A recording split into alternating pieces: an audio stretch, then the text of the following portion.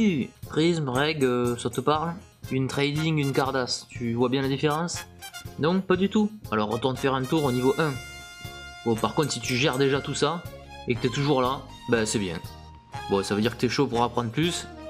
Allez, c'est y part. Les Cardass pour les nuls, niveau 2. Les collections. Alors aujourd'hui, on recommence encore avec des cartes de Bandai, donc les Super Barcode Wars. C'est marqué dessus, donc jusqu'à là tout va bien. À savoir qu'il y a eu les caractères collection, la même maquette. Les Dero Dero, donc une maquette vraiment très cool. Il y a une seule part de cette collecte. Donc à savoir que les Super Barcode Wars étaient jouables avec une espèce de jeu vidéo.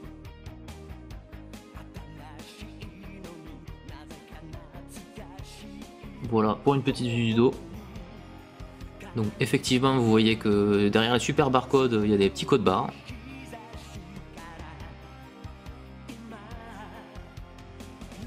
Maintenant chez Banpresto, les Terebinenois, donc il y a eu 3 parts.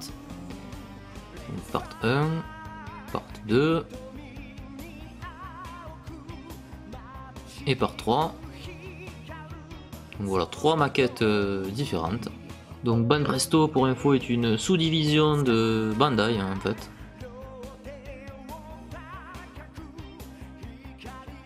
Cette collection est uniquement composée de prismes.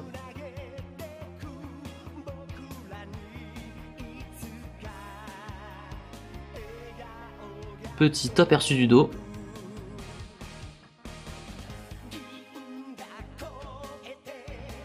Des cartes vraiment très sympathiques.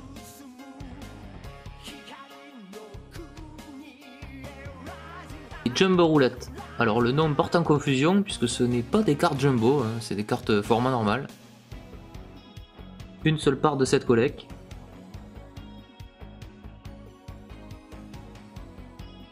Donc là je vous montre une prisme parce que les maquettes sont différentes entre Reg et prisme, donc il me semblait que c'était intéressant de faire la différence. Bon, le dos est le même par contre.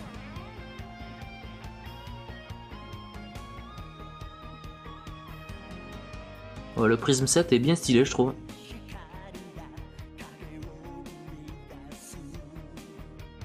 Et voilà donc le gros morceau. Donc Hamada, on ne peut pas parler d'Hamada sans parler des PP Cards. Voilà, je vais vous garder ça pour cette vidéo puisque là j'avais envie de vous montrer les différentes maquettes et il y en a beaucoup.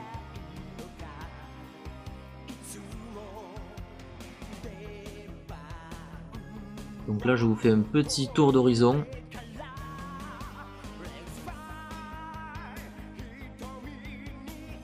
Les PP Cards étaient moins populaires en Europe, mais ça reste tout de même une collection très intéressante, surtout vu les différentes maquettes.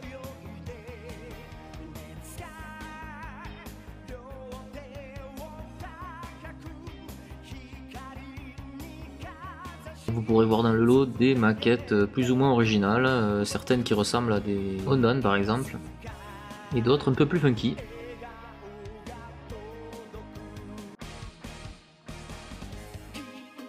Sur certaines parts, le changement est un peu moins flagrant.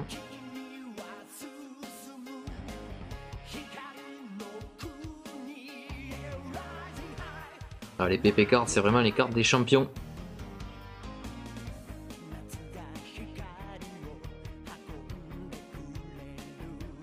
En tout, 35 parts de PP cards. Et voilà une petite vue d'ensemble des maquettes de PP Card, donc il me semblait intéressant de tout mettre sur la même image pour que vous puissiez bien apprécier.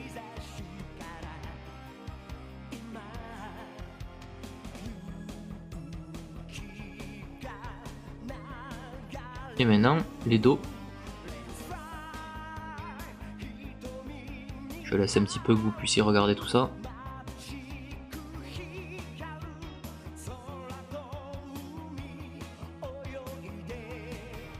Toujours chez Hamada, les films collection. Alors elles sont assez spéciales ces cartes, puisqu'en fait on pouvait les regarder avec une petite visionneuse. Voilà, donc c'est un peu des diapos en fait, voilà. Vous voyez, hop hop.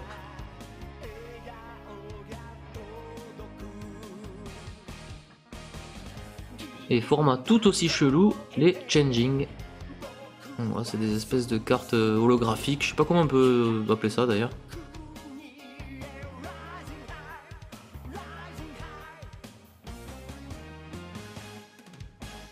Voilà pour ces petites cartes cheloues de chez Amada.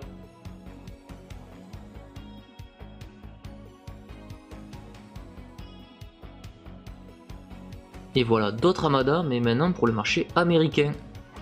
Les Chromium, il y a eu DB et DBZ.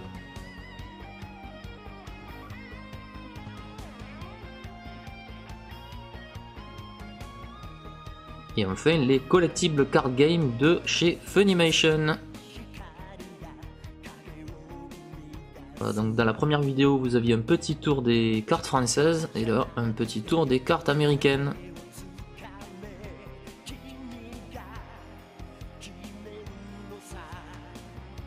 Les chromiums sont assez sympas avec leur effet un peu laser. Hein. Voilà pour le dos.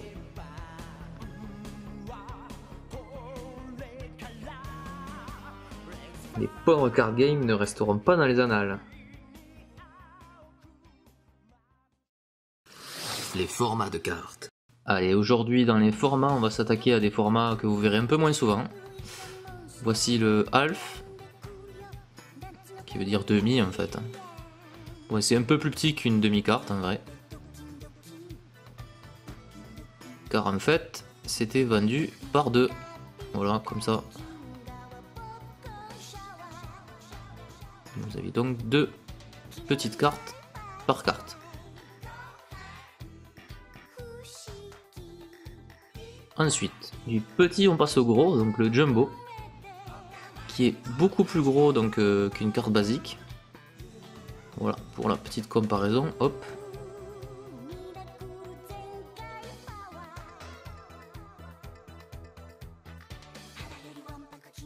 Et enfin le Shitajiki, qui est en fait une espèce de sous-main en plastique en fait, qui comme vous pouvez le voir est bien plus grand que les formats standards. Et je finis cette section sur une vue d'ensemble de différents formats.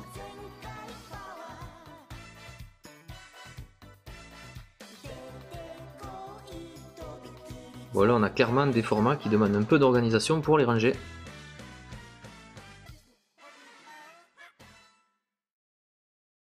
Pour aller plus loin. Allez, aujourd'hui on va s'intéresser aux différents modes de distribution.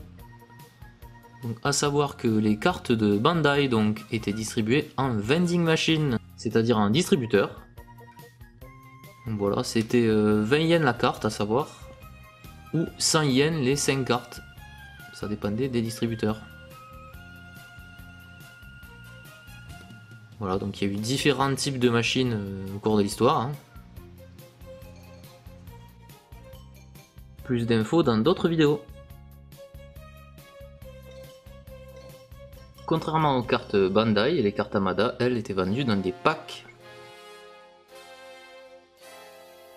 Le plus classique des packs, c'est le Pool Pack. C'est d'ailleurs de là que tire le nom des cartes. PP Card, ça veut dire Pool Pack Card.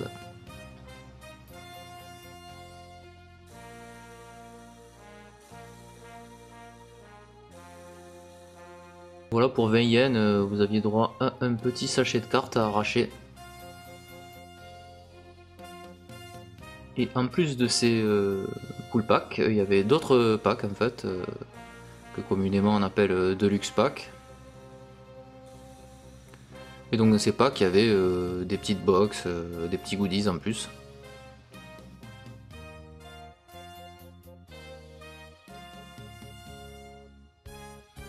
De nombreux autres packs dans d'autres vidéos. Autre type d'emballage que vous pourrez trouver, donc c'est des boosters. Donc il y avait les Hero Collection en booster, mais aussi donc les trading. Voilà, donc les trading vous les avez à la fois en full pack et à la fois en booster. Et pour l'info, donc tant qu'on parle des boosters, évidemment, les cartes françaises ainsi que américaines étaient vendues habituellement en booster. Et enfin, le plus chelou pour la fin, donc les cartes Ban Presto étaient vendues dans une espèce de borne avec un téléphone donc pour jouer. Alors, t'as survécu au niveau 2? Tu gères, c'est cool. Je vous donne rendez-vous bientôt dans le niveau 3 pour en apprendre plus sur les cartes. Allez, ciao! Pour aller toujours plus loin et en apprendre toujours plus, je vous conseille de visiter mon site retroballz.net ainsi que de vous abonner à ma chaîne.